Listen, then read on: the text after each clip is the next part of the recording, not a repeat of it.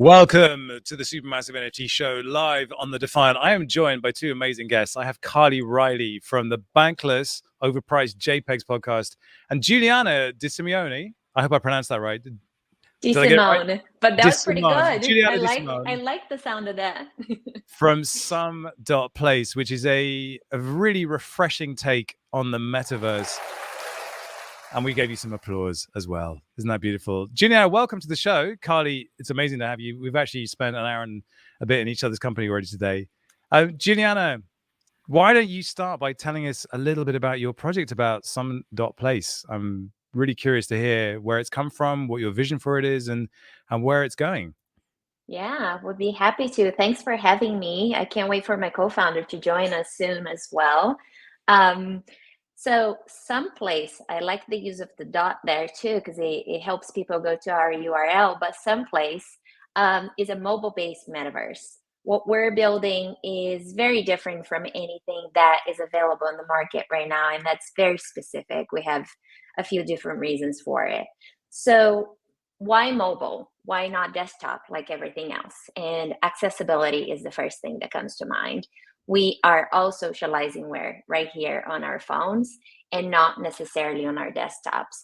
So the moment you start thinking of having to open up a laptop and jump on something to then experience something, or then put VR goggles in your face and have to experience that as well, it's just limiting and eliminating a big part of the population that doesn't have access to that or can't afford to have that and is doing most of everything on their phones. So that's one of the key things of why we're doing it. What we want and what we are building is a multiplayer world where you can come, hang out with your friends, meet new friends, meet like-minded others, connect with others, all based on collections you have or interests that you have, and be able to explore the world in a different way. So the way the app works is very simple. You come in, you build your avatar. Right now, we're working with Ready Player Me on the avatars as a simple selection, but in the future, what we see is PFPs on steroids. So MeBits, for example, is one of the first projects we're partnering with. Every holder will be able to just select their MeBit and walk around Some.place as a MeBit instead of a regular avatar. We see this as a huge opportunity to showcase your personality. I'm a big fan of changing my Twitter pic with all the different PFPs that I own. And so we see that as a huge opportunity. From there, you jump into your personal space. This is where all your collectibles exist. All your NFTs are in this place. You can curate this however you want, showcase your art, showcase your personality. And then from there, you go into the world. We have what we internally call community spaces. These are spaces that we're working with existing NFT projects that you as a holder would be able to jump into those environments and connect with other holders in a more humane way, if you may, and also just walk down the streets of the alley and interact with others and meet others and find other interests that you have in common that can really connect you with that. Sorry, I'm hearing some feedback myself. Is that better? That's better. Okay. So that's kind of the premise of what we are building. I would actually like Lana to jump in and share a little bit about the vision and why we're seeing things and doing things in the way that we're doing, because I think that is really important and what really separates us from anything else that's out there in the market. Well, welcome, Lana, to the stream. I'm just going to very, very carefully unmute your mic because I believe we're getting a bit of feedback from you. Should we just give that a go? Yes, no, thank you for having me. It's 6 o'clock in the morning here in Sydney, so I'm speaking to you guys from the future. I don't know who else is in a different hemisphere, but it's lovely to be here. How are you all? Very good. Well, thanks for joining the stream. Julianna just set you up beautifully to jump in and give your piece on what Some.place is all about and what your vision for it is. Because I think you both come from very different backgrounds, but you seem to have aligned across this vision for what you think a metaverse on mobile could be. Absolutely, absolutely. Well, thank you again. And you're 100% right on that. Ultimately, at the end of the day, Some.place was founded by Julianna and myself. We're both female entrepreneurs, so we definitely have that in common. What I guess our biggest point of difference is that we're thinking about the core purpose, which is breaking down barriers to build a more equitable digital experience for everybody, and that is very central and core to everything that we do. For us, really, the way we think about the mobile metaverse is tied into that core thesis. Because when you think about digital culture and making that accessible, it does need to happen from the palm of your hand as opposed to from a VR headset or from an expensive PC, etc. So what we're effectively building here, and what Julianna was taking through earlier, is an intuitive multiplayer world where you've got the tools to interact with like-minded others, build community, etc. And so for us, the way that we're kind of thinking about all of that is, how do we really bake the cake? And when I say bake the cake, people sort of look at me funny and they say, what cake are we baking here? And ultimately, what we refer to internally here is, how do we think about launching a product which ultimately has 3 core ingredients. And those 3 core ingredients that are really important from the get-go for us is thinking about a robust set of technology, culture, and user experience all intertwining at once. We found that with a lot of projects in particular, there's a lot of consideration that gets given to the architectural roadmap. But intuitive design and narrative and culture from a distribution perspective is almost an afterthought. And when you think about not just the OG crypto community, but when you think about the mainstream community as well, how do you get the notion of Web3 and the metaverse into the hands of 1 billion people? How do you explain to people what's an easy way to access all of the things that we talk about?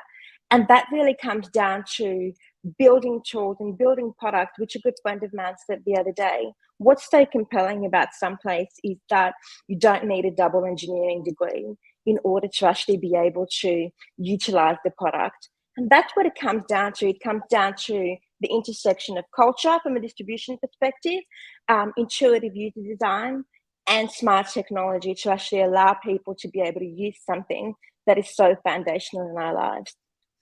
Carly, I'm sure you've got questions. What's your initial impression of Some.place?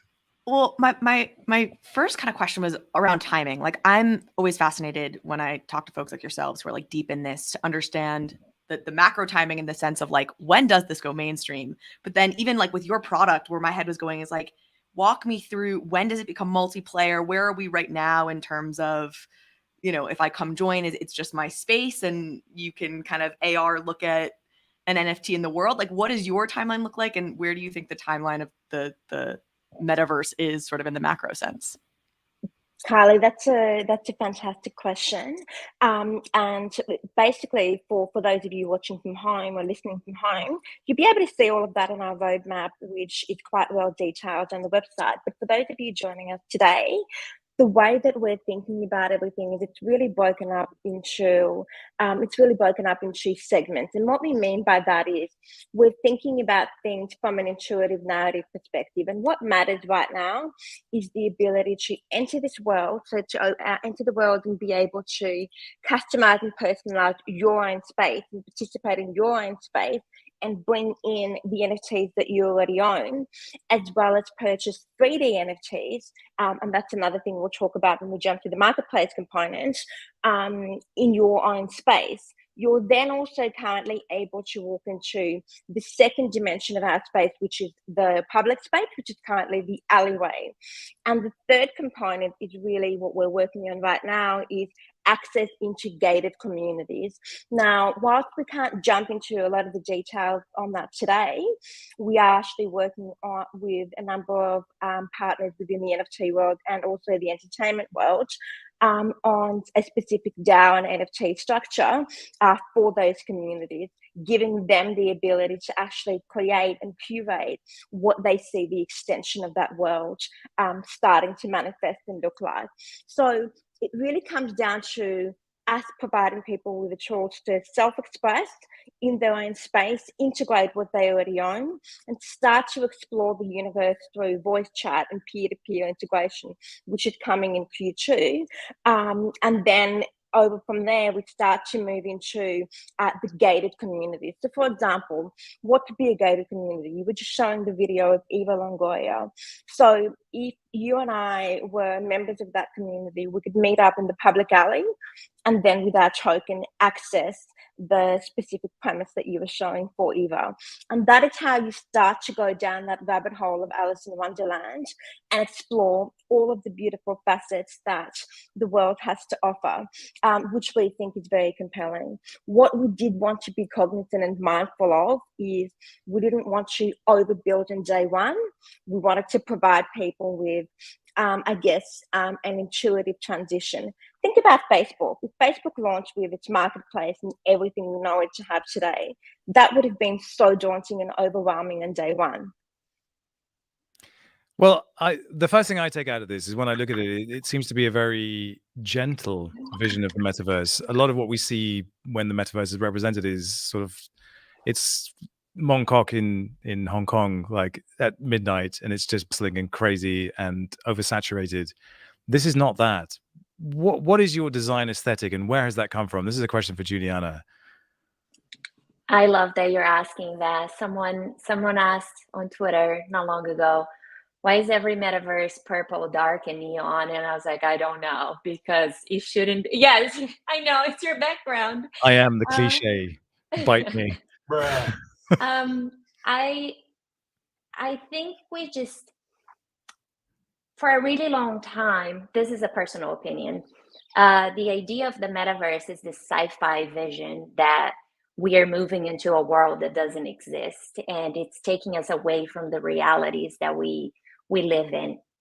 When we think of Some.place, why do people want to be there? Why do I don't see myself in any metaverse, and I play games and I love games, but I don't see myself playing a multiplayer game. I don't see myself in an environment with others because there's nothing that speaks my design language and my aesthetic. So when we talk to other people that are having the same issue, don't understand what the metaverse is, don't understand why they want to be there, why do I want to go to this other thing, we quickly realize that it comes down to not seeing anything in there that connects you to that place. And so for us, having something that one was hyper realistic, or as realistic as we can get and render on a phone, was really important for us. Making sure that you feel the sunlight almost touching your skin, I always use that reference, is something that's really important. Like right now, I have light coming through my house, and that makes the day better. It makes you connect with the world around you in a different way when you can feel the elements be part of your life. And so why not take those elements into the metaverse? Why not have those elements be part of your digital life in the same way that it's part of your real life? We might like to go out at night and have dinner and enjoy a glass of wine, but think of all the things that you do during the day. You go on hikes, you go to the beach, you enjoy all these different elements that kind of make the day so special. So why take those things away? Why do we have to be in a cube that has no windows? That feels like a prison to me. And so bringing those elements of real life are really important to us.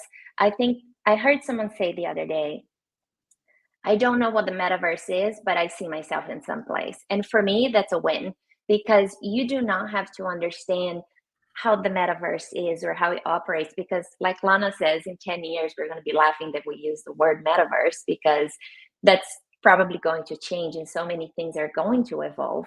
But you don't have to understand what that is. You don't have to understand what blockchain technology is. All you need to understand are the components that connect us to that, and why I want to be there. Why do I want to give my valuable time to something that doesn't feel like home? We wanted to create a world that you sit down, enjoy a glass of wine, and talk to your friends. That's pretty much it.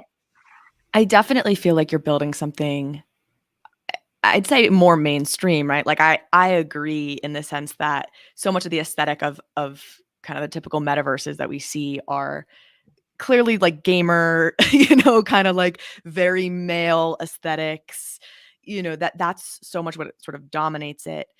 So this feels so much more accessible and mainstream. Do you think ever or worry that you're too early for the kind of mainstream entering this? It's sort of on that timing question again. I don't think so. I mean, my personal opinion is that we're not early enough. There should be, think about how many things have been designed in the format that we know it to be. Exactly what you said, for that male gamer with that male person figure in mind. I think there isn't anything that's been designed to date with the female user in mind, with the same sort of thought and consideration. And so my personal opinion, we're not early enough. The fact that so many people are coming to us and saying, I've been waiting for this for my whole life. I know it's an exaggeration. No one's been waiting their whole life for something like this, or maybe they have, but it just goes to show how there isn't a place that we want to go and hang out with right now in the digital form. And that you feel safe and comfortable and welcome. And it feels like it's built with equity and all those things in mind. So my thought is that we're probably on time. It's just listening to you talk. I mean, I'm aware of how much this space is being driven and the narrative is being driven by those who are gamers. But you just said yourself you are a gamer. I'm also trying to think, like, what would my wife respond to? What does she like, and what's her taste? And I think even if it's not my taste, there's definitely a sense of something curated, and I think that's an important piece of your design process here. But I'm really curious to hear how the experience of Tokyo Bikes has led to this, because you've been designing retail spaces, and the whole Tokyo Bikes experience has been about enabling people to come in and go from curious to purchase in a space where they really bonded with the bicycles. But how did you get there, and are there lessons that you're bringing into this metaverse experience? There are absolutely lessons from that. First off, thinking of Tokyo Bike as, a brand that was born in a heavily male dominant space, heavily male, heavily white. And how do you make it more accessible? And design is a universal language, right? As soon as you walk into a space that you feel welcome and you feel like it speaks to you, your shoulders drop and you feel like, okay, there are no wrong questions here.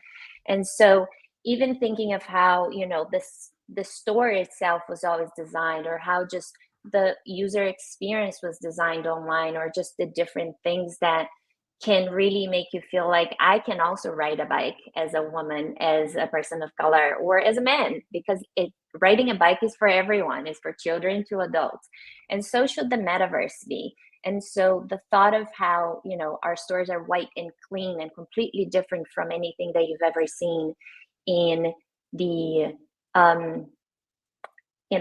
bike world, it's kind of taking that same language and translating into the digital space. How can we build these more universal spaces that are for everyone? Because it's for me, it's for you, it's for my mom, who until not long ago didn't understand what the metaverse was.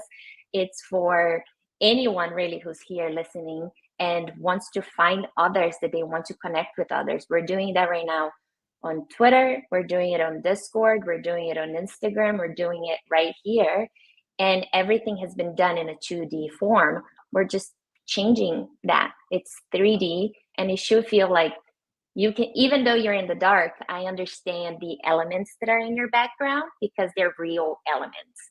And so I know there isn't an alien behind you. I can understand everything that's there, and you can understand everything that's in my background. And that's connecting us. And so these personal spaces, for example, are a reflection of that as well. So how can that be elements of realism that can connect us through our own personalities? Lana, your background is in luxury brands, Some.place.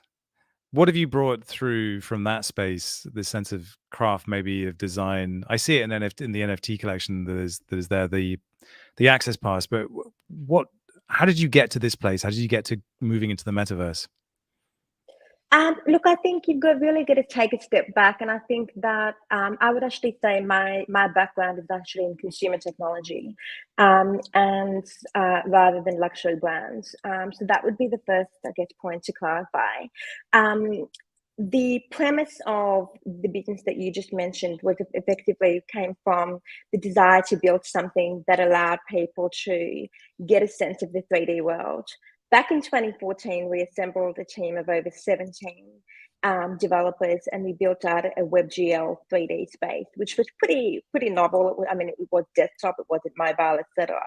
But our thinking was really around how do you start to bring people into the fold of the 3D world. And so in 2020, when Julianna and I met, I sort of came to her with this idea of the metaverse, and it's something that I've been thinking about for a long time. And we started to discuss 3D spaces. And how do we elevate that, and how do we turn that into something that transcends individual experiences with, for example, accessories, bags, etc., into something that was more world-like? The desire and the principle ultimately comes down to connecting like-minded others. The core of what we're about and the core of what we're doing here is how do you connect people who are not tied geographically or through socioeconomic means in interesting and meaningful ways? Because what is starting to happen is the way that NFTs are coming together, it's an extension of capitalism, right? So what you've got here is capitalism is evolving, and the way that we interact with others, the way we trade, work, learn, etc., is being driven by this really interesting new foray into the Web3 space. And so for me, effectively, what started as a curiosity point in terms of how do you build out smaller 3D projects and how do you elevate those into something much larger, it's really the connection of the dots. Where I think the luxury component comes from is, and where that's useful and helpful, is understanding the human psyche and for us to think through what makes sense philosophically. And I think, some of the comments that have been made here today, really, this is not a male or female product. From a data perspective, 51% of our users are women, which is in fact incredibly exciting and pleasing to see. But if you look at the feedback on our Twitter and Discord, some of our largest evangelists, the mix is actually very even. And I think what people are saying in a particular manner, they're saying, this is the first metaverse that I actually want to be in. And that's something that I think it's important to recognize and understand. What we're doing is connecting like-minded others as opposed to building products for women or for men. We're bringing a very polymathic approach, which means we're combining various different streams that are important in reaching people on a psychological level. And why does that matter? Because I think people will always remember how you made them feel, even if they don't remember what you did or what you said. And so we're trying to catch and capture a human element here. And I think that both Julianna, myself, and the extended team, by the way, who really do deserve a mention here, who are working very, very hard behind the scenes to make this happen, all have over 20 years of combined and cumulative experiences, trials, errors, tribulations, that ultimately contributes to the magic of the product that you see today. Well, and I think what's so interesting and intuitive about what you guys are doing is like, I do feel like these other metaverses, you're sort of like waiting for the games because that's their sort of reason for being. Is like, we're going to go because we're going to play a game there, but the games aren't there yet. Whereas you guys are designing a space that people want to surround themselves in, theoretically, right? And I think you're doing a great job with that. So like, it's more about just come and hang out here, come and talk to other people here because it feels nice. And that can be your purpose rather than, well, people will want to come hang out here once the game is ready. Is that feel right to y'all?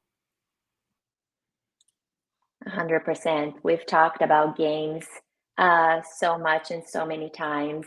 And the reason for being in Some.place is very simple: connecting with like-minded others. We're doing it in other forms. We're just trying to make it feel more humane, going back to that word. Even like when Lana and I first connected and met each other, all we had was our FaceTime, and we would go on walks and talk about the things we were seeing and flip our cameras and, talk about the metaverse and how we could be potentially having a different experience if we, here's what I bought today, this is what I did. There wasn't any element that kind of connected that in a 3D way, where it didn't feel like you had to go there because you're trying to collect the gold or shoot the enemies. You're just there for the reason of existing, sharing your personality, sharing with others the things you love, and finding others that actually want to be participating in the same things that you are. Because to this day, think of every person you know and how you met them. Forget about Twitter, forget about just Web3, bonding. Most of the people was through what? A bar that you went to, a school you went to, or whatever friends you got introduced through other friends. Where now we're just saying there are so many more things that connect us than separate us. Let's find those things that connect us.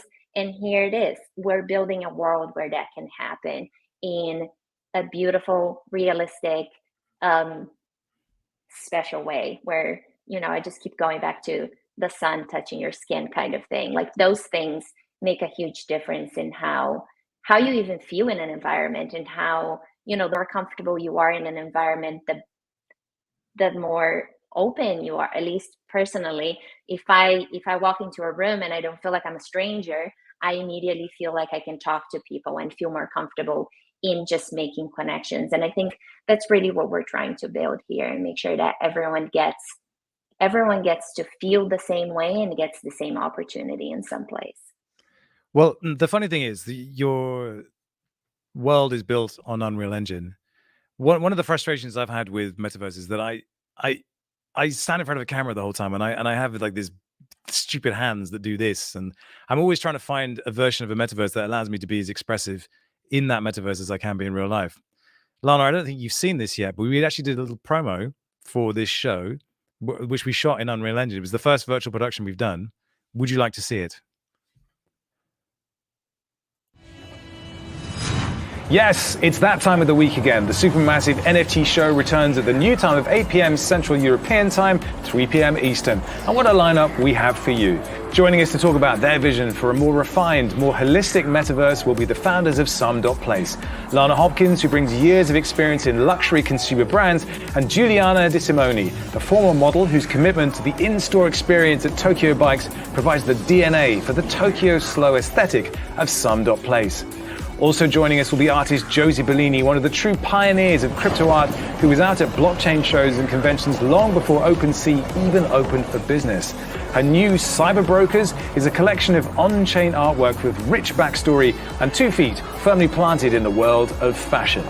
But that's not all. Alongside me will be Reilly, former finance director of Andrew Yang's 2020 presidential campaign and host of Bankless's Overpriced JPEGs podcast. And as if that wasn't enough, we'll also be demoing the Fabricant's epic Season 1 digital fashion collection. Join us on our YouTube channel live 8 p.m. CET or 3 p.m. Eastern. See ya!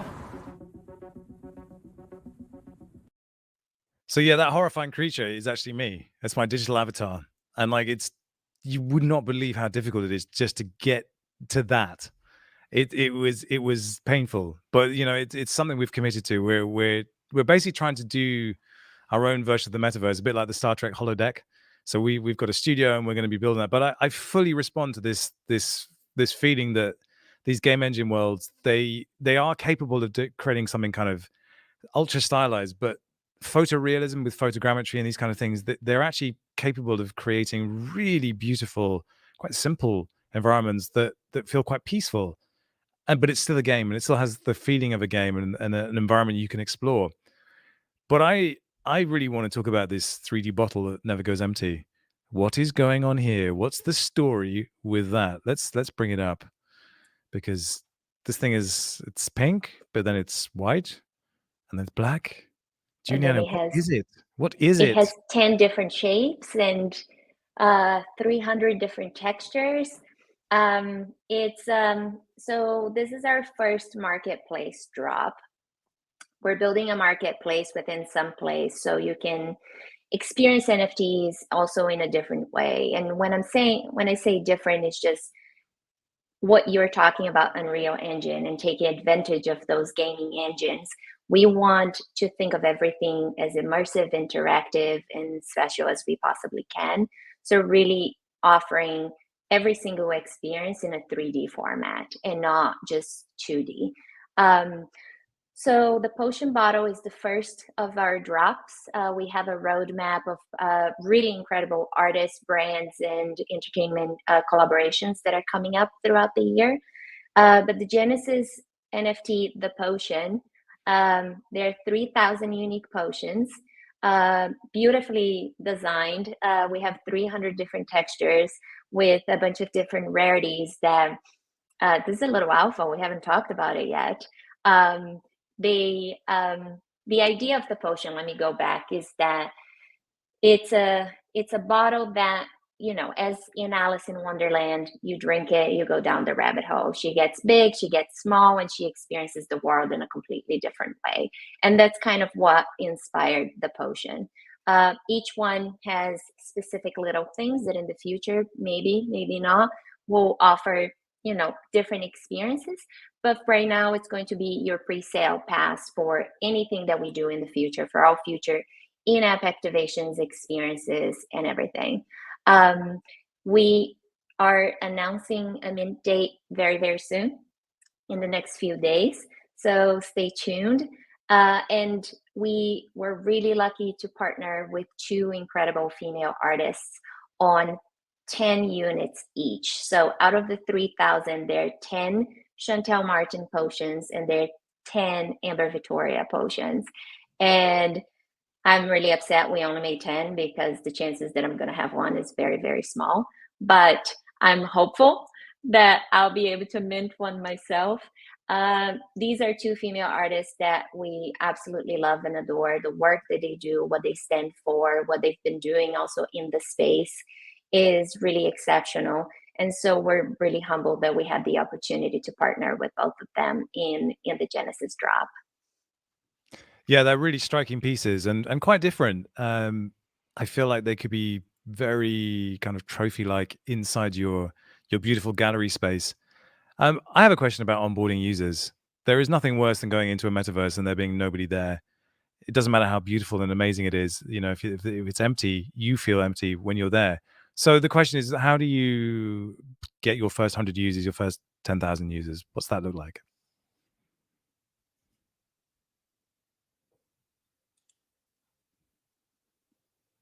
I think Lana's disappeared from the audio connectors. Or is she back? No, I'm here. If you can just repeat the question. I'm sorry, there was a slight cut out. Yeah, and I was just asking about how you onboard your first 100 users, 10,000 users. How do you get people to come and be in your metaverse when there's so much noise and so much other stuff for them to feast on elsewhere? I think we're incredibly fortunate in the sense that when you talk about noise, our perspective is actually quite different in the sense of what we're offering and how we're building it. And we're thinking about when we build Some.place, we're building a true Web3 company. And so what the difference when you think about sort of Web2 and Web3 is, rather than focusing on sales and marketing, which was, the bread and butter of most Web2 companies, particularly enterprise technology companies, what Web Events essentially done is we're thinking about the rollout of the test flight component as a collaboration between ourselves and our own Discord community as well as other major communities. So, for example, members of Crypto Chicks, Shepherd Fairies, Obey Giants, Meebits DAO, you would have noticed that Meebits are actually a very important part of our roadmap. They are involved in test flight from the get-go. Our strategy effectively was from the 1st of January through to the end of March, so per the roadmap, to have a selection of various communities coming in over the course of that period. And we're receiving unbelievable feedback. And one of the most interesting pieces of feedback that we're getting, which I used to be so worried about, is you've got the OGs saying to us, when are you guys rolling this out on Android? And so I think that literally validates to us that people are looking for a mobile solution.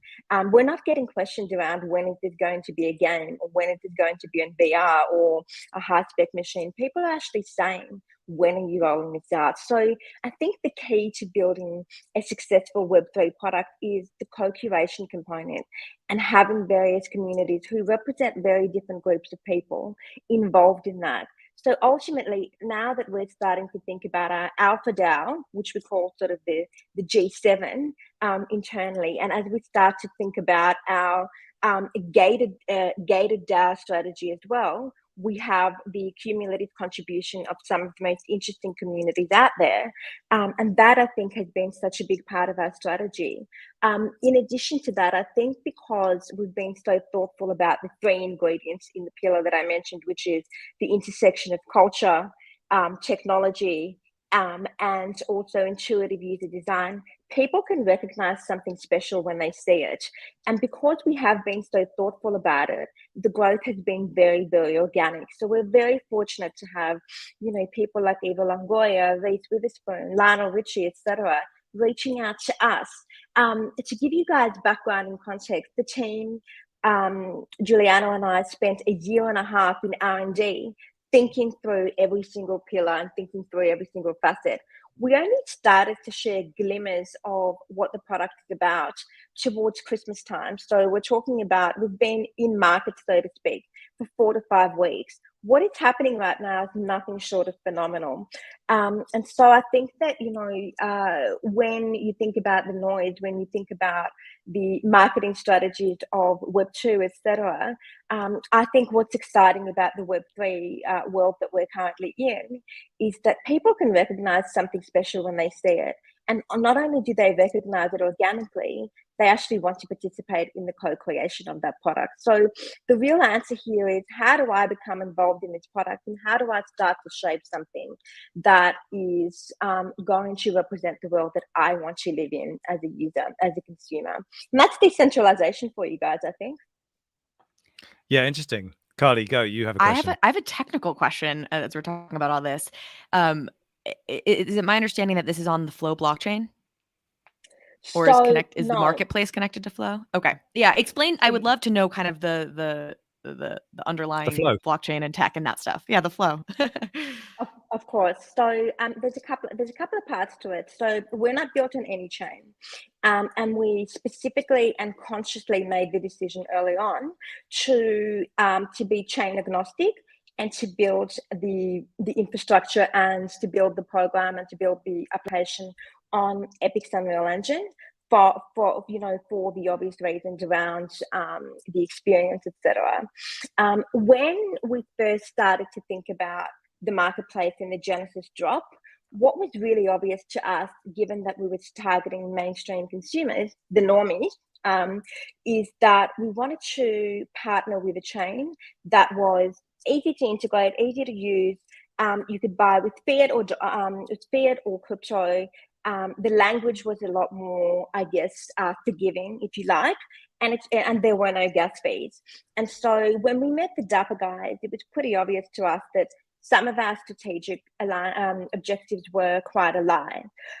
What we also then discovered pretty quickly is that not only were the normies joining Some.place, but we had a massive influx of what you call super users, people who are OGs, who have 200, 300, even up to 500 NFTs in their collection.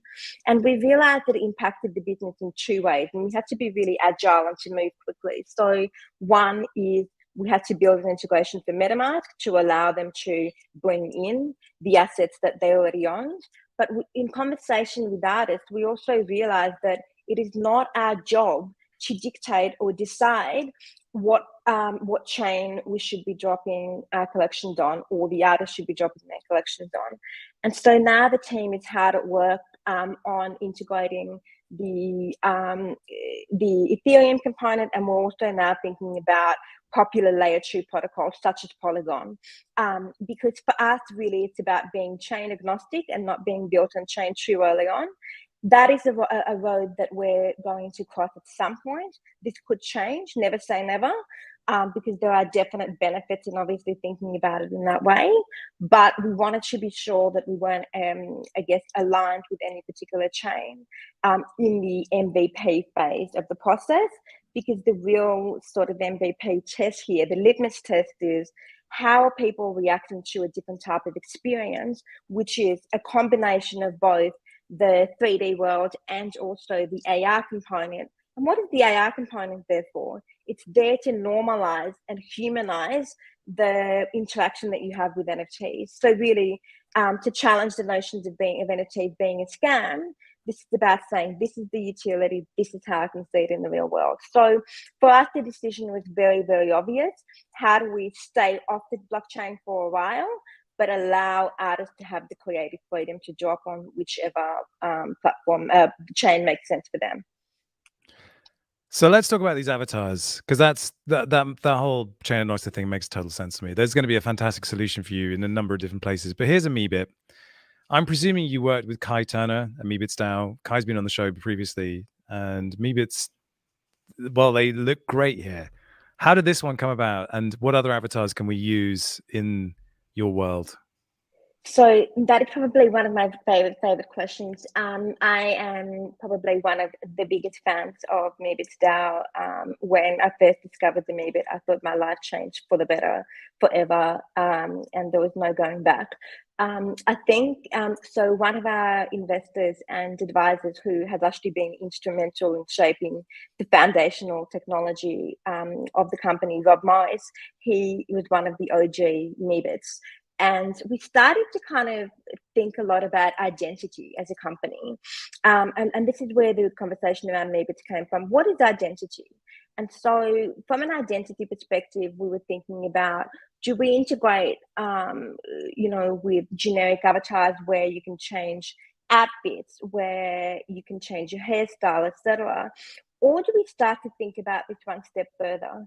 And what is that one step further? That one step further is effectively the PFPs that many of us own. Now, the majority of them happen to be 2D. So I'm a women and weapons holder, I'm a crypto chicks holder, etc. But there are very, very few 3D NFTs out there. And so one of those very few was the Meebits DAO. And when we had our first conversation with Kai, it was literally a meeting of the minds, because, guys, the simple gist of it is this. If you're a Meebits holder today, you effectively have something like this that goes like this. You've got a $40,000 asset that lives on your high-powered machine. You can turn it on and have a look at it, and that's pretty much the end of it.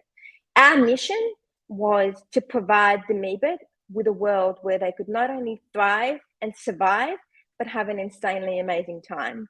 I think one of the most interesting things that you can see in that image that you guys are currently highlighting now is the contrast. And from a design perspective, that is really, really powerful, because what that represents is the meeting of different people in a space.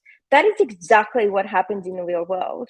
We represent ourselves in different and unique ways. And so I think by having different characters meander and wander this earth, one that looks like it could potentially belong in Crypto Voxels or Decentraland, but fitting in so seamlessly and so perfectly in Some.place. The other is a much more polished and human-like version of an avatar, and the two of them really work so well together. And so by exploring that dynamic, we started to understand that what it really comes down to is, as a first port of call, we need to be working with 3D NFT communities. So we've worked with Greycraft, for example, not a PFP, but another example of what's possible, to drive further the notion of utility, to drive further the consideration around how do you have more 3D assets in a 3D space, as opposed to just paintings on a wall, so to speak. That's a really big strategic angle for us as a company. But secondly, to your second part of your question, how are we thinking about the future? Part of our roadmap is actually to also integrate the 2D PFPs that we have in our collection, so that when you do enter Some.place, you can be your women and weapons PFP, or your crypto chicks PFP, or your punk, or whatever it might be, because that is ultimately an extension of your personality on any one given day. And it is less about customizing avatars and changing outfits, and more about sort of lifting the bar and creating a paradigm that allows for genuine and true self-expression. So the quick question is, because I'm a founder member of Maybe It's DAO, believe it or not, and I've been in since the beginning. But the challenge is always taking that asset and then converting it rapidly and quickly into something that can be usable in a world. Do you have a pipeline for that process? And I know Kai is really hot on that and making that process as simple as possible, but it is a stumbling block. It is a barrier with these more kind of elaborate avatars to be used this way. Beyond 3D, we're pretty tight-lipped about it, just because there's a number of priorities which are coming through from test flight feedback. So as I mentioned to you, we're co-creating the product with our partner communities. And so that agenda shifts and changes based on what the feedback is. For us right now, the focus is 3D communities. 2D communities are definitely in the pipeline, but I cannot confirm or deny a time as to when that will happen. Stay tuned. Dropping alpha, except not dropping alpha. Carly, do you have any more questions before we let the ladies of Some.place go? This is maybe I don't know if it'll be basic for the audience or not, but this is back to the technical question piece. I would love to understand the AR integration and like walking through what that actually looks like as a user in Some.place.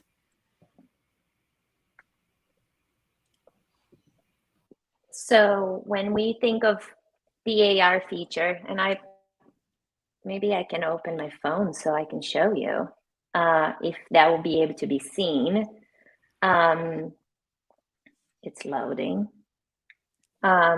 All right, and I have a me bitch. That's my current avatar. So I should say I work with Kai Turner's my boss. I work at BlockBlock, which is his startup. So I a big Love fan Kai. of me bitch and Kai, and best. yeah, absolutely. That's awesome. So I tapped on the potion bottle, for example. Sorry, I'm not very good in reverse.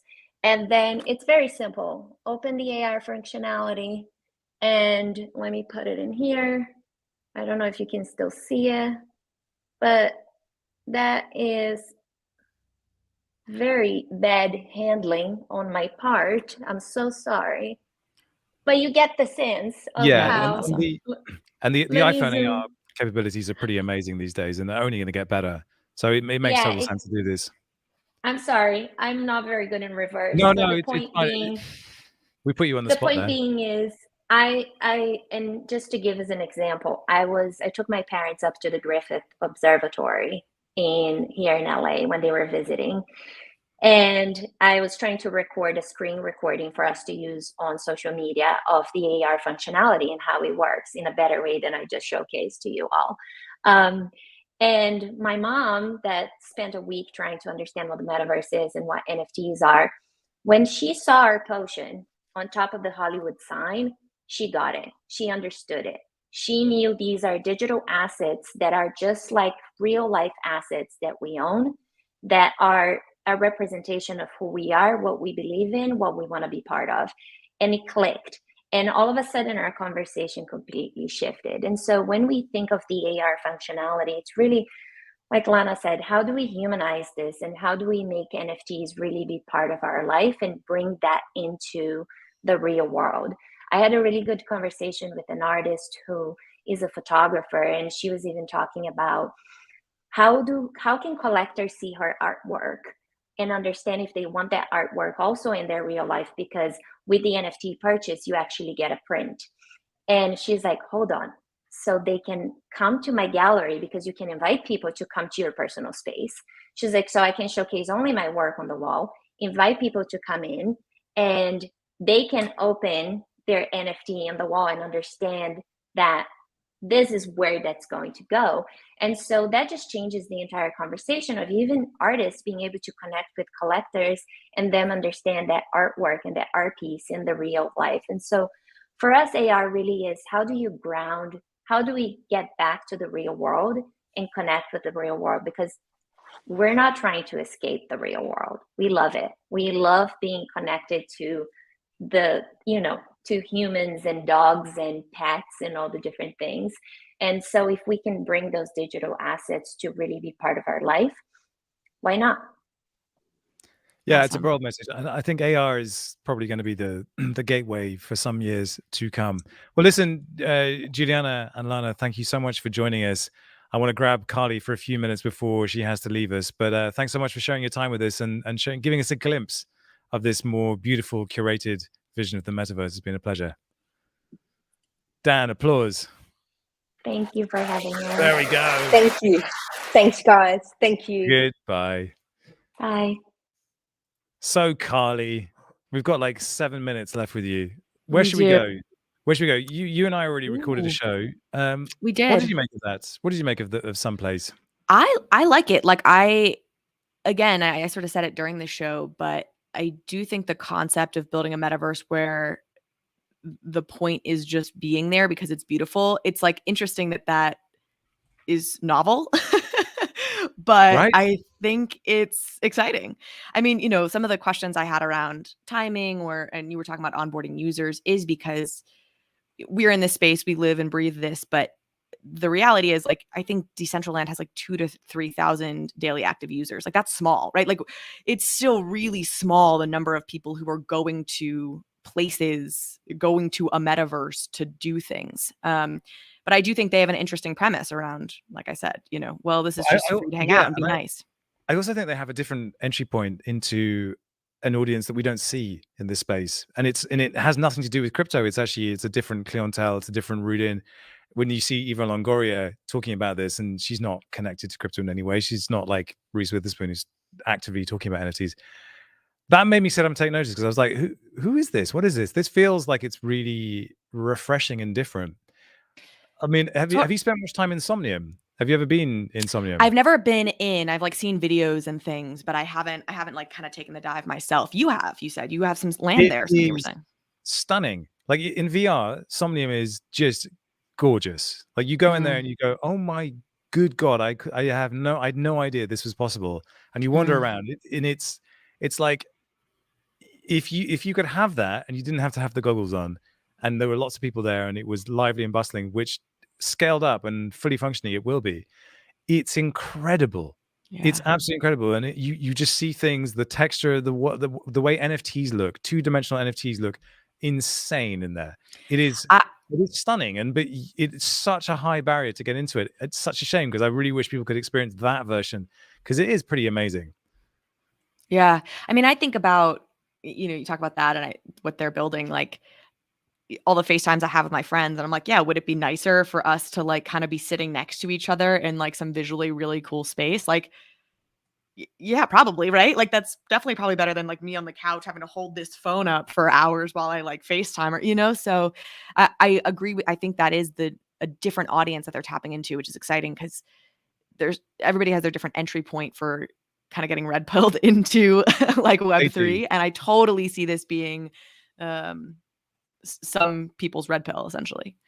So my red pill was the Fabrica. The Fabrica are actually based in Amsterdam, so they're local to me, and I've been to the studio and seen what they're designing, and it's digital fashion and it's gorgeous. When you hear them talk about the way that they've gotten into going fully digital as a design house, it's pretty magical. It's about identity. It's about creating a more environmentally friendly version of fashion, and a fashion that you can easily sell on to other people, but also create fabrics and other materials as a designer that you can then license in perpetuity and earn every time someone sells it.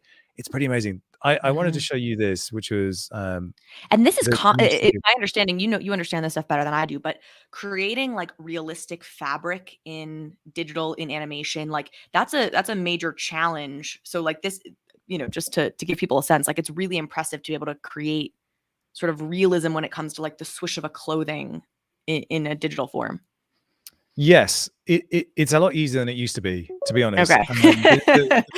Well, the fabric sims have gotten a lot better. But basically, the way this is set up, they've got a bunch of guest designers. So they've got 12 garments, 14 materials, but they have some really amazing guest designers. You can see a list of them. Well, it would be if it was working. And then you have these garments, and you can customize the fabric. You can add colors. And then you mint that NFT. So you get the opportunity to kind of really design it the way you want to. And if you're invested in the designers that are in that season, it just feels like a really collaborative, genuine studio experience. And so what you your next question is, can you wear these garments as a character in the metaverse? And I think, we talked about Artifact earlier. What Artifact is doing, blending clothing and everything else, they're also working with DAZ 3D. It's it's like these very early foothills of being able to express yourself very quickly in these incredible garments that will have their own weird life bounce, gravity, whatever you want, and you'll be able to dial that in the way you want. So this character that I'm performing here on the bottom of the screen, it has gravity and it has physics built into the hair and the fabric and everything else. That's the really basic version of it. But the very fact that I can demo this in real time shows you where we can go with these garments and fabrics. It's just we're not quite there yet. The file format, which is .vrm, is very simple and basic.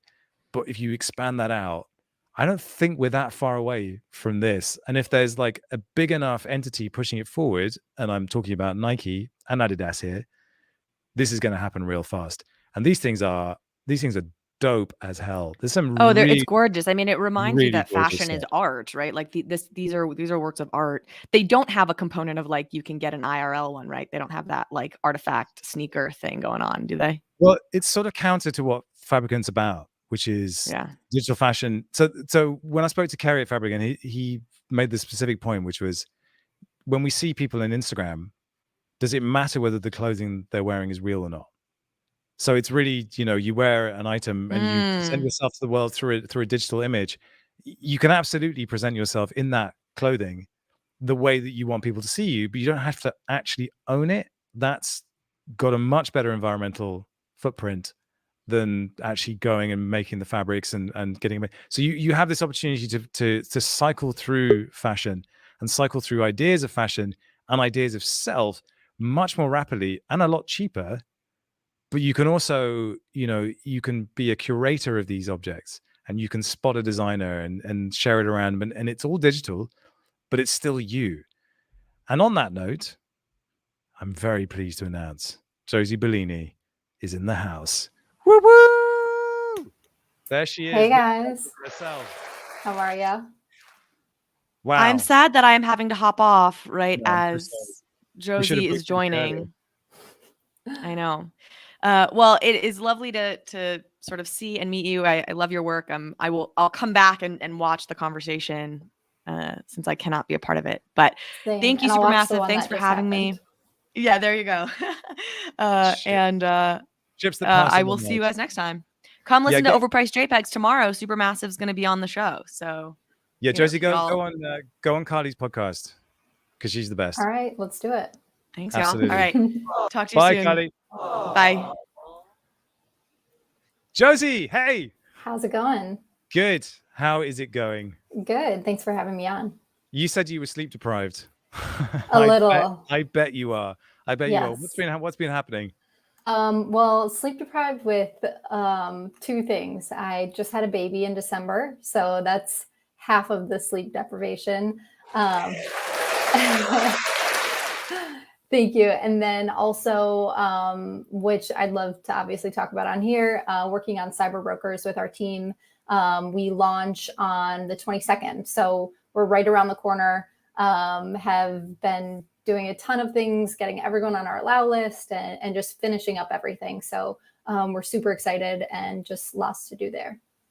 So yeah, so you've had two babies basically. Yes. And like as someone who's I know I haven't had babies myself, but I've stayed up all night with them when they don't sleep, and it's like it's crushing how bad it can be. So I appreciate it. And you do crypto on top of that and NFTs on top of that, and you're doing this massive drop. You've been working on this for a long time. Such a long time now. Yeah. We talked like 6 months, no more, like nearly 10 months ago, I think, the first time we talked, and you just sort of teased it. What's been happening in the time since, and where is it now, and why do you now believe that it's ready to go? Yeah. So yes, it did take a long time from like, I guess, the initial starting point of thinking of the idea. It was funny because when I was talking about Cyberbrokers and like running it by people and trying to build a team around it, it was before PFP, right? Like there was just CryptoPunks, and it was before Hashmax, before everything. Then like starting to see all these projects pop up, and seeing all my friends participate in some of them, we learned a lot along the way, which actually is really nice because we're able to change our direction or launch in different ways that we think are optimal for our community based on what we've seen. And then also the really interesting thing for us is that even all this time has passed and so many exciting things have come into the space, but it's interesting still how what we're doing and what we've been planning to do for over a year, it's still pretty unique. And what I mean by that is from the very start, we asked ourselves what we want Cyberbrokers to be, and for ourselves, for the community, how long we want it to last. And we decided that we were going to store everything, the art, the metadata, everything on chain. And that's a difficult task to do. Obviously, we know Avastars are on chain with SVGs, but our art is really complex and really robust. So we have an amazing technical developer, Ben Heidorn, who developed a way to store everything on chain so that our Cyberbrokers literally will live as long as Ethereum lives, which hopefully is forever. I mean, you said it's a difficult challenge. It's pretty much impossible. And when people take a shit on NFTs, they instantly gravitate towards, well, yeah, it's stored in a server somewhere and it disappears. It's like, well, not all of them are. And in the future, most of them probably won't be if they want to actually be a real thing. And here it is, you're actually proving it. It's so difficult. Yeah. It's so difficult. But unless people like you actually go ahead and do it, nobody will think that it can be done. So you have to go there. So, I mean, that's one of the big selling points of this project, the on-chain. But there are so many other pieces to this. Where do we start? What's the first thing that people kind of will be confronted with when it comes to Cyberbrokers? Sure. Cyberbrokers, I guess in general, we're really excited about it from multiple aspects. So the art itself, which was sort of the starting point for us of what we want these assets to look like, what we want them to represent. I was obviously super inspired by crypto art. Not all Cyberbrokers I would not consider crypto art, because for me, the meaning of crypto art means that the art has to do with the themes of cryptocurrency. Which is typically all that I've done in the past. So these definitely are inspired by crypto art, and some of them do have crypto themes, but then there are other things as well that are inspired by, the metaverse and living and working and playing in the metaverse. Definitely inspired by cyberpunk sort of aesthetic and things like that. So that was a big inspiration for our art, and making sure that we're including all sorts of different people and styles and things like that. And then, like I said, having everything on chain was a huge thing for us, and being able to compress our SVGs to something that also makes sense to put on chain, so we're not clogging the network, was a big challenge. That's something we were able to overcome. And then another aspect to Cyberbrokers, which we've started releasing some of this, and people will know with our lore, we've released 3 chapters so far. We're building, Cyberbrokers are the foundational base piece for what we're building afterwards and this universe. So when Cyberbrokers launch, that's just the starting point. There's so much more to go beyond there. So we already have a lot of lore being built around the characters and stories that are being told. We have puzzles that are being released that anyone in the community can participate in, even if you're not like a puzzle guru, like I'm not. So I wanted to make sure anyone could be able to do it if they wanted to. And we have media being built around it. And hopefully eventually that obviously leads to games, more digital fashion, things that just build on top of these things. And those that own Cyberbrokers, of course, get access to those things a lot easier, and get to build that universe with us. And on that point, just something I want to bring up too, which is one of the learning points. Like I said, we learned a lot on the way. I learned a lot about IP and what it means to have permissive IP licenses, and why that's important in our space. And obviously we've seen with Bored Ape Yacht Clubs has done really well, in part, in my opinion, because of that. So we are also doing a very permissive IP license for Cyberbrokers as well. I'm going to ask my producer, Dan, to play some music now. Okay. The cascade of particles flowed over the edge and crashed to the ground in a neon burst of emissive material. As digital hadrons splashed into a pool of pixelated flotsam, Moss Falls attracted hordes of TPL explorers eager to slip behind the curtain. The falls were visible for kilometers all around, existing far off the trail. The segmented peak laddered high into the sky in defiance of classical physics. At its base, behind the maelstrom of falling particles, of course, there existed a secret cave. That is the opening of chapter 3 of The Law. Dude, can I have you read all of these chapters, please? 100%. Out loud in audio? That was amazing. 100%. How good is that? That's the story. Awesome. So there's chapters 1, chapters 2, and chapters 3. These emails come in and you need to sit down with a cup of coffee, sing into it, and properly read it. But like, you've put some serious time into writing this. And normally what happens is communities kind of go, oh yeah, you write the law. Here's some stuff. You make it up. But no, you've really thought this through. So what is the backstory? What can you tell us? What's going on? Yeah. And actually, I just also want to give a shout out to Chris Chapman, who he goes by Memnock on all of his online stuff. He's doing the storytelling around this project, and he is an absolute beast. Like, we came to him with like, here are the talent types that we have, like the different character types. Like there's like a nurse, a chef, politician, things like that. So we came to him with everything that we already had for the art and said, like, can you help us build a world around this? And he is so freaking talented and was able to take everything and start to build this story. And the really exciting part about the story for us is that there's characters within the story that obviously all Cyberbrokers, all 10,001 have names. So we're pulling characters from the lot of Cyberbrokers that we already have that other people might own, and they're coming into the story, and we're writing all of this stuff. And basically, I mean, the basis of Cyberbrokers is in like 2040. The whole world, you know, there's an ice age, a ton of people die. The government goes and is trying to save what's left of humanity and decides to upload these volunteers into the metaverse to just continue life in a different way. And these participants, something went wrong, and these participants were stuck forever, like cryogenically frozen and stuck forever in this metaverse. So the story really talks about that happening, and there's a lot of different dynamics with that. And then we have the humans that did survive, that still live on Earth, that are living sort of like in these like bunkers under all this snow, trying to keep, you know, themselves alive. And then they can plug into this world with their like TPL, like head rig and everything. They can plug into this world, and they're drifters. So they're connected. They are friends with the Cyberbrokers, or they hire the Cyberbrokers to broker, you know, different things within the metaverse, since the brokers live there 24/7. So that's sort of where the story starts, and you like hear about that in chapter 1.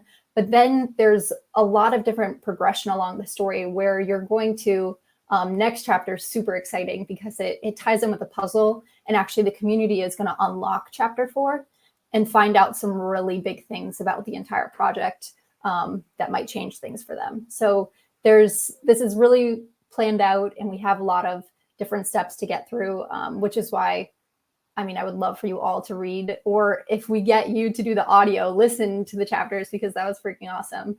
But it ties into different things. And like I said, we plan to also do other media things with the lore as well. Well, speaking of other media things, I am contractually obliged to show a sponsor's message at some point, but don't go anywhere. We'll be back after this message from the Optimistic Bunnies.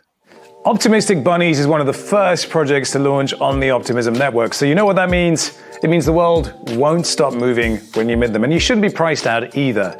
There are over 100 different accessories for the bunnies, which are minting now for the price of 0.025 Ether.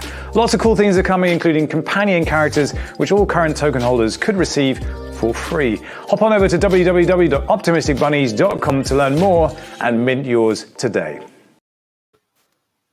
Welcome back. Sorry about that. You know, it's one of those things. You have to make money somehow.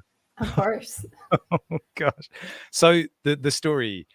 You saw the piece that we put together for the promo. Like, we're playing around with Unreal Engine, and like it's ridiculously easy to build out like environments in Unreal. A lot of other stuff in Unreal is very, very difficult, but building the worlds is actually relatively easy. And as I'm reading the story, I'm like, okay, I could build this and build this.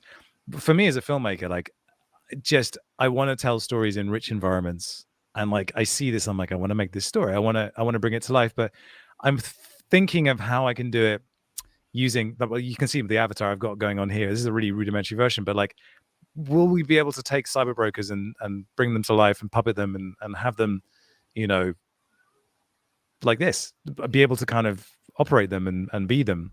Yeah, that is a huge goal of ours. And we're careful not to put like this huge roadmap on our website that says exactly what we're going to do and at what time, because I think a lot of times we've seen projects launch with like really ambitious roadmaps and they end up doing their sale and then things go away. And that sucks. And for us, something that we've said since day one is that launching Cyberbrokers is instead of doing, raising around, instead of in lieu of funding, basically, we are taking what we are earning through Cyberbrokers and putting it right back into the community and back into building our brand. So things like that, 100% we want to do. And also, you were even mentioning like you would be really excited to do something like this. Something that we are really pumped and like kind of want to see how this goes is that because you have IP rights to your Cyberbrokers, you can, sell avatars of your Cyberbroker. You can sell t-shirts of your Cyberbroker. You can do whatever you want and make money off of it. We don't stop or take any of that. But what is going to be really cool is when we have community members like you who are saying, hey, I'm a filmmaker and I want to do something really cool at Cyberbrokers and I want to bring them in Unreal. I want to do this. And we say, whoa, you're super talented. Let's partner together and let's figure out how to do this together and we'll both benefit from it. So that is something I can't wait to see how the community sort of takes to that. And if somebody does want to, of course, we're going to be doing stuff on our own, but if somebody does want to come in, how we can both reap the benefits and provide it for the whole community.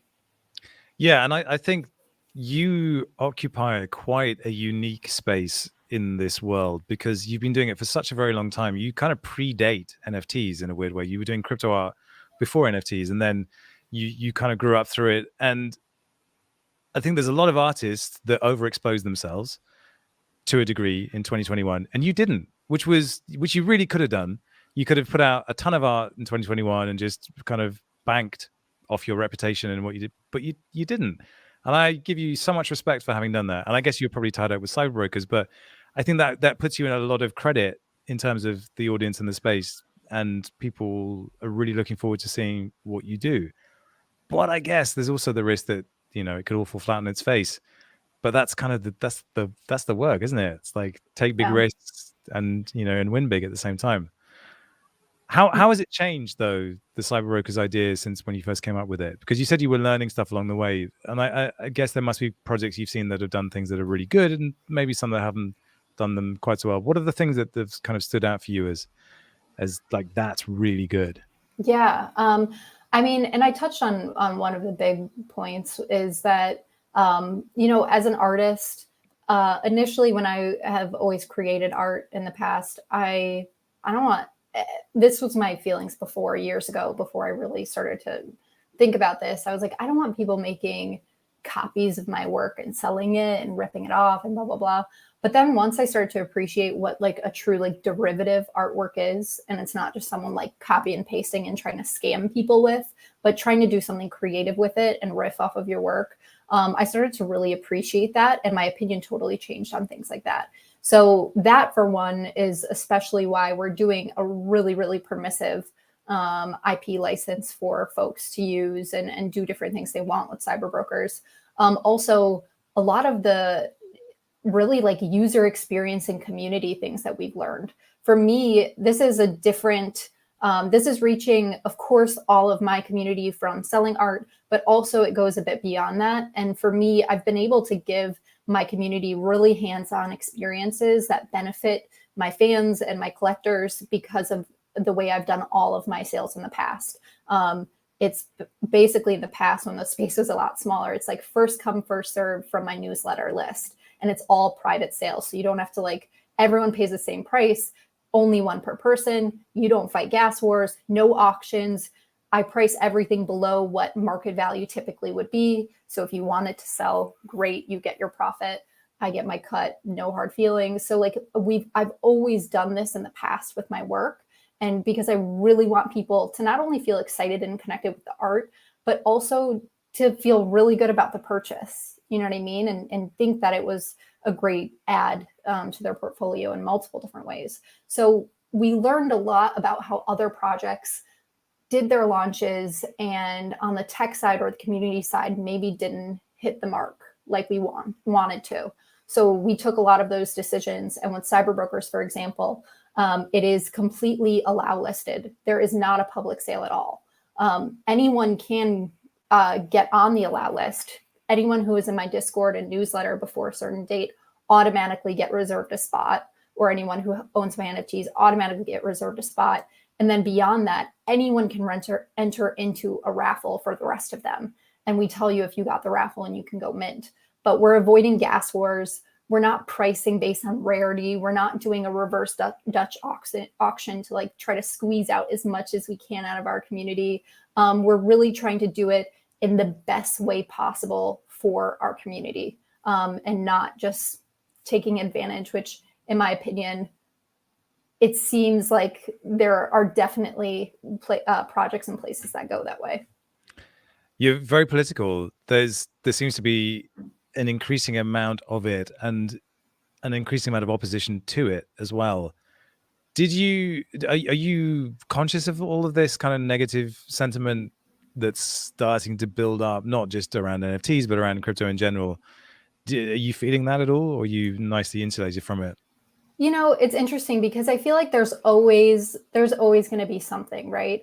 And there's people who, through the bear markets, through all the negativity, just continue to innovate and build. And like those people are always going to be here, right? Like we learned a lot after 2017 highs and then the crash. Like we learned a lot about who was going to stick around and build. So I'm not, to be honest, super worried about the noise around NFTs, whether it's negative or anything like that, because I mean, crypto literally made me an artist. I wasn't working in art and was never going to work in art before crypto. So it literally made me an artist. I feel so incredibly lucky. I've never been happier with what I do in my life. I know that I will never stop doing it. So I think times like this, like they come and they go, and we'll just still be here building. Yeah, your origin story is pretty interesting because you, as I remember, you used to go and take your paintings to shows and conferences and just have a little stall and then get into conversation with people, and that's how it began. Is that really?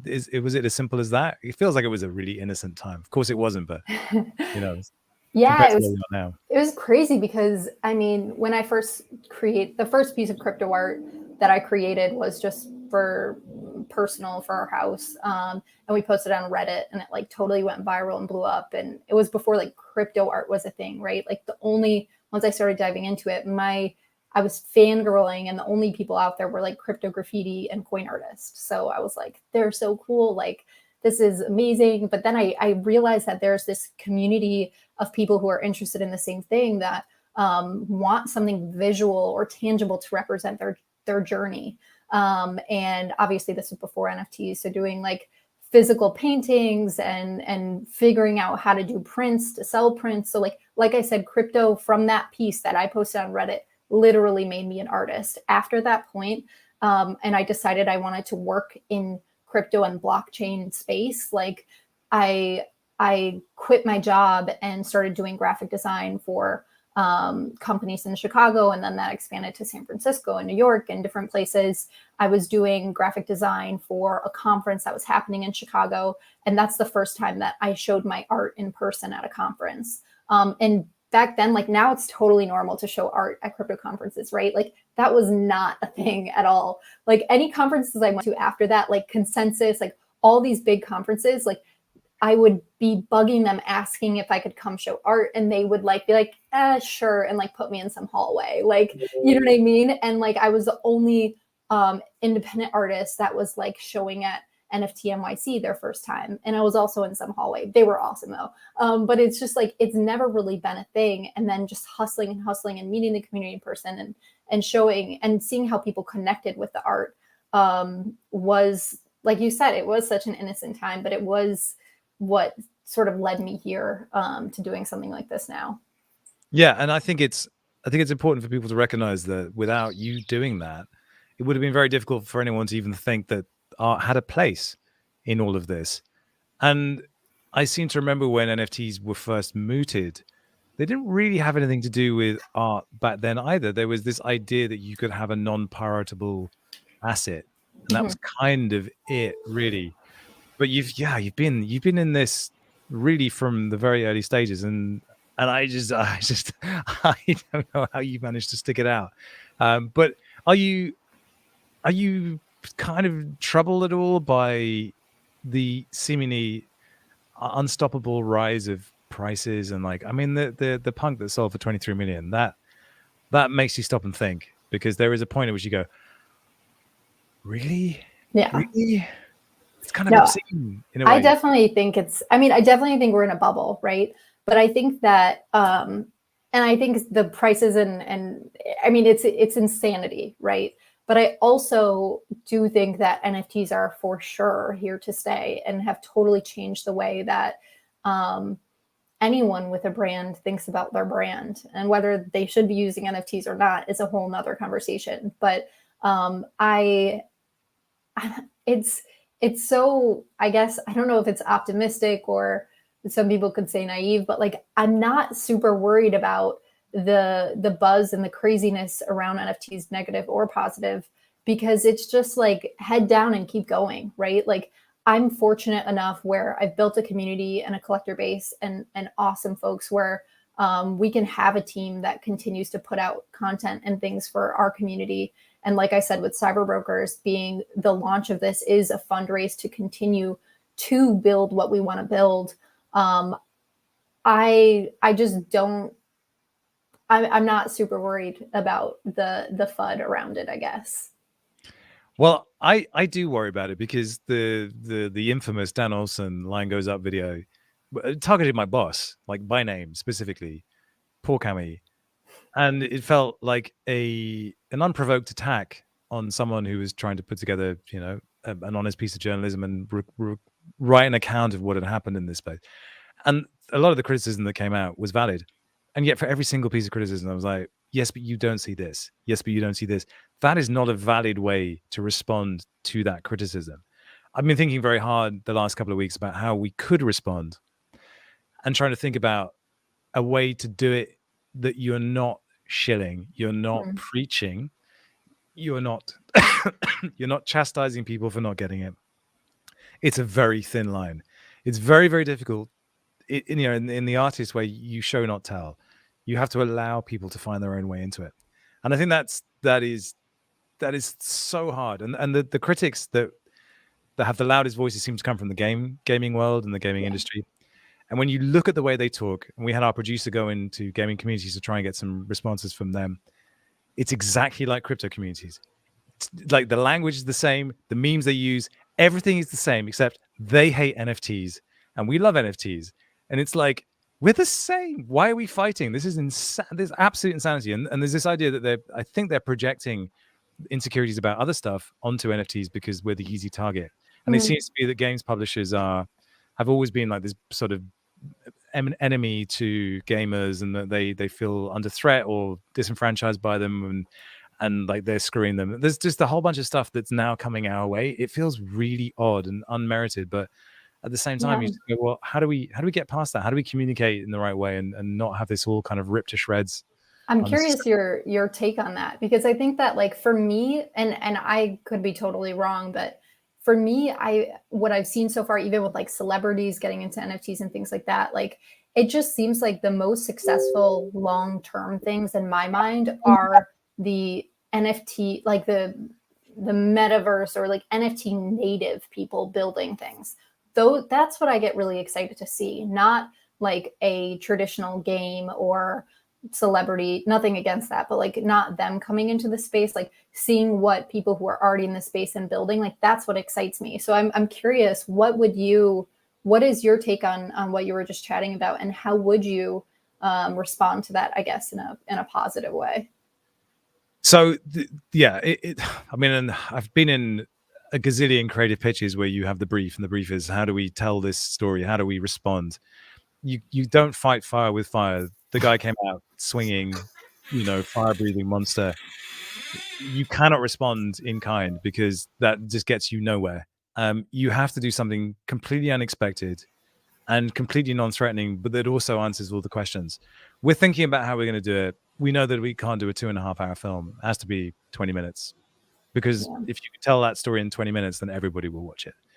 And then the distribution part of it is relatively straightforward. But I'm not that worried about it either, because for everybody who hates this, there'll be other people who go, I might take a look at that. Mm-hmm. And actually, you know what, if they do, maybe they'll find something they like. And also, I have this optimistic feeling that if it's meant to be, it will be. And I also know that from my own personal experience, what I am doing right now is way more fun than what I would be doing had I not come into this space. So I'm good with that, really, genuinely. And so what I see is exactly the same thing as you, which is that I don't want to use the word crypto native or anything like that, but culturally integrated, or crypto, I don't know what the right word is, but like people that come from here. And that's not to say you can't come in, but like you have to kind of respect the culture a little bit. But you're absolutely right. The new heroes will come from this space. And that's why I love the guys at Artifact, because they just come from this space. Like it's in them, and they are commercial, like almost to a fault. They partner with Nike, for God's sake, but still they're such assholes when it comes to just doing things their way. And like Benoit's French, he's stubborn, but like they do it their way. Fluffs, they do it their way. And I love that. And so, I feel like nobody's telling me that I have to put a stupid avatar at the bottom of my screen, but I'm doing it because I want to explore this technology, and I want to see how you take 2D things and make them into a 3D, very simple, pilotable thing. I've got a stupid thing on my chest. I mean, it's ridiculous, but I'll go there. I'll do it and see if it works, and then we'll share that and see where we can go with it. So I think the moment you start saying, well, it has to be this and it has to be that, you've lost. Just go with, there aren't any rules yet, make them up. And then, the forks, there's so many forks and copies of everything. It's like, no. I know. That is also, I mean, I completely agree with you. And I do want to keep, that's one of the things I think about a lot, is that when a project is really successful, you often just see a lot of people trying to copy that same success. I do want to see more innovation and more exciting, like, new ideas and I guess just things go in waves, right? But no, I totally agree with what you're saying. I think the biggest thing internally within our space is just trying to teach newcomers. Number one, obviously, like, our tools are really clunky and terrible. Like the fact that you still have to use MetaMask and write your seed somewhere safe, and teaching everyone that kind of thing is really hard. And teaching people how to try to due diligence a project they're buying into and like not put your life savings in it because you think it's gonna whatever X is really hard. But overall, I still feel so positive and so excited about everything that's going on. And I also want to learn how you did this little 2D guy, because that would be pretty cool. It's so cool. So I will come back to that. But I wanted to pick up on something you said, which was everything is so clunky. I'm caught in two minds about this, because I think if you make things too easy for people, they just switch off. If they have to do a bit of work, the lessons, they stick. I think that's a good thing. Yeah. At the moment, like I've been doing film and video for a very long time, and I can do it with my eyes closed and one hand behind my back. I mean, I know how to do it, and like that's great. And like I really enjoy doing it, but like it's kind of easy. And also, like, you can go on a music library and get a great piece of music. You can go on a stock footage website and get a nice piece of stock footage. You can download a template for graphics, and everything just looks good. It just looks good. Yeah. But then everybody's stuff looks good. So there's nothing original there separating you. Even my color scheme, like blue and pink, it's such a cliche. Like, now that we're using Unreal Engine, every single damn thing that we do is so hard. Like most people would give up, but we're not going to give up because we're committed to it. But like every time we just get this tiny win, you're like, we did it. Today we made a clunky version of me talk, and then he's kind of doing this, and I'm like, no, but it doesn't matter. Like yesterday we tried to do it, we failed, and then today we managed to do a minute's worth of content in a day, and that was a big win. I'm like, but I love this because there are no shortcuts right now. All of this stuff we have to figure it out, and that means that what we're doing is both unique and also like nobody's copying this. No. Like it's way too difficult at the speed we're doing it. Like, yeah, I give them 6 months and they can do like what we've done, but like we're doing it every day. Forget it. It's not, you can't copy it. It's too difficult. And your content is insane. Like, oh, it's about freaking to get really amazing. insane. It's about to get really insane. That's why I imagine. want a Cyberbroker. I want like a whole cast of characters that do a different video each day, and I'll give them different voices and like, yeah, whatever. We're gonna have so much fun with this. I would love that. Like, yeah, we'll go to different worlds. So to do this, little dude, it's basically you know what, we can do it for realsies. Let me just set this up. It's what I think what we're seeing here is basically the technology that we'll be able to adopt very rapidly to make these 2D avatars into 3D avatars. It's so simple and it's already built. That's what's so cool about it. So let me try and get this up and running. Let me screen. I love when someone who like you, who's like technical and knows all this stuff, says something is so simple. I'm like, really? How simple is it? No, but trust me when I say that this is simple. Okay. Like of all the things that I've been doing this year, like Unreal Engine is not simple. Unreal Engine is very, very, very complicated. So anytime you see anyone say, "Oh, we're going to make a game," you're like, "No, no. No, you're not." And like, I'll see you in 5 years. So this is an avatar. Hopefully it'll load up in a second. But you've basically got all these different kind of eyes and everything else. Where's he gone? And there we go. So there's my character, and I can move him around, and you see he's 3D. Mm-hmm. So I've styled him up and given him a green stripe because our colors on the Defiant are black and green. But I could easily give him a girl's hairstyle if I wanted to, or I could change his body to a girl's body or whatever. You know, you can customize them to your heart's content. But it's very, very simple. Give him different outfits as well. You see, I could give him a pink dress. Yeah, look at Love that. it. That's a good outfit.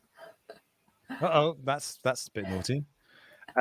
So this is super easy, and then you basically save that and download it as a VRM, and then you go into this other program called VC Face. All of these are free, by the way.